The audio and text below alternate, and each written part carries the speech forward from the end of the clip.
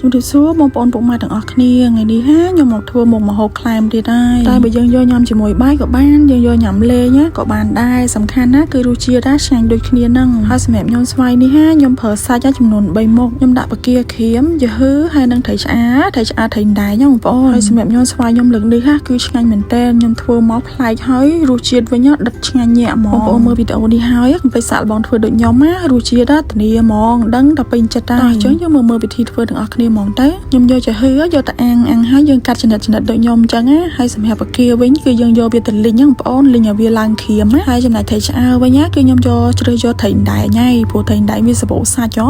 ញ្ចឹងបងប្អូនបេះយកតែខាងផ្នែកសាច់បានណាចំនួនត្រីឆ្អើរដែលខ្ញុំប្រើគឺចំនួន1ខែបងប្អូនទាំងអស់វាមាន3ត្រីហើយយឺហឺកន្លះខាំនិងបកាក្រៀមនឹងកន្លះខាំដែរហើយផ្នែកបន្លែវិញគឺមានស្វាយនិងជីស្លឹកវែងឥឡូវចាប់ដើមយកស្វាយយើងចិតសបកឲ្យស្អាតហើយយកមកឈូសដូចខ្ញុំអញ្ចឹងណាសម្រាប់ស្វាយខ្ញុំណែនាំឲ្យបងប្អូនយកស្វាយរៀងខ្ចីកុំយកស្វាយចាស់អញ្ចឹងគឺអត់ជូរទេយកស្វាយខ្ចីបានជូរឆ្ងាញ់ឥឡូវចាប់ដើមញោមមកយើងយកចានមួយមកហើយយើងដាក់ខ្ទឹមសខ្ទឹមក្រហមនិងម្ទេសចូលដាក់ស្ករសកន្លះស្លាបព្រាបាយប៊ីចេងមួយស្លាបព្រាកាហ្វេរូបមាន់ណាសម្រាប់ញោម2ស្លាបព្រាបាយនិងទឹកត្រី2ស្លាបព្រាបាយដែរហើយកុំភ្លេចអសោះយើងលួចម្សៅស៊ុបបន្តិចមកបងប្អូនឲ្យវាមានជាតិណាឥឡូវគ្រឿងទេសយើងដាក់រួចរាល់ហើយយើងចាប់ផ្ដើមកូរវាមកច្បល់វាមកសន្ទុះមកសម្រាប់គ្រឿងទេសយើងចាំបាច់ប្រើអីច្រើនបងប្អូនយើងថែមតាទឹកម្ទេសរូបមាន់នឹងមកគឺជាតិហ្មងគ្រឿងទេសយើងរៀងលាយតិចហើយយើងចាប់ផ្ដើមដាក់បកាយឺហឺហើយនឹងត្រីឆ្អើរយើងចូលមកហើយយើងច្បល់វាមកសន្ទុះទៀតមកច្បល់ឲ្យបកាយឺហឺយើងហើយនឹងត្រីឆ្អើរឲ្យវាចូលជាតិចូលគ្រឿងគ្នាល្អហើយចាំយើងចាក់ស្វាយយើងចូលសម្រាប់ស្វាយខ្ញុំប្រើតែមួយផ្លែបងប្អូនព្រោះដោយសារស្វាយខ្ចី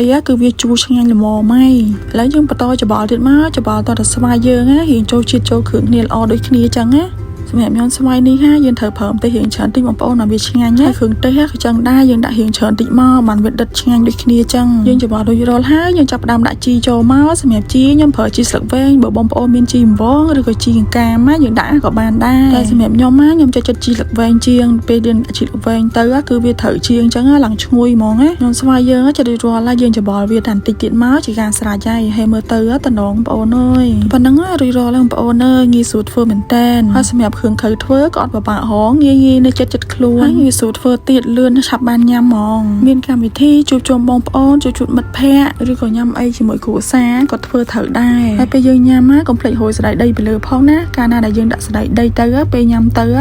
គឺឆ្ងាញ់ហ្មងឈ្ងុយបាទនិយាយពីរសជាតិវិញធានាថាឆ្ងាញ់ហ្មងចាញ់ជាងគេពេលយើងដាក់មួយជានិយាយពីថាត្រូវណាមានជាតិជូរហិលប្រៃផ្អែមអីគឺមកចប់ហ្មងឆ្ងាញ់ហ្មងនិយាយទៅអ្នកដែលចូលចិត្តញ៉ាំហិលអីគឺត្រូវហើយដូចខ្ញុំជាដើមហ្នឹងហិលជូរនិយាយពីថាអូជាតិហ្មងណាអញ្ចឹងវីដេអូខ្ញុំថ្ងៃនេះមានតែប៉ុណ្្នឹងឯងកុំភ្លេចសាកល្បងធ្វើញ៉ាំទាំងអស់គ្នាអរគុណ